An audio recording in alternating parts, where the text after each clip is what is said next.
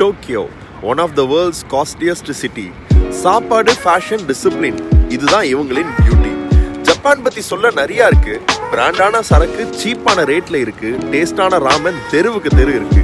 ஊர் இருக்கு சுத்தமா, ஆனா ஊர் இல்ல சத்தமா. டோக்கியோ எப்பவுமே இருக்கு பிஸியாவே, ஆனா ஒருத்தரும் தவிக்கல பசியாவே. பிராண்டட் கார்ஸ், விண்டேஜ் பார்ஸ், எல்லார்கிட்டயும் இருக்குங்க நிறையவே காசு. எங்க பார்த்தாலும் அனிமே, கொஞ்சம் பேர் விரும்புறாங்க தனிமே. எனிவே நீங்களும் வாங்க இனிமே. ஜாப்பனீஸ் தெரியலனா புரியாது ஒண்ணுமே. உலகமே அறியும் ஹிரோஷிமா, நாகசாக்கி.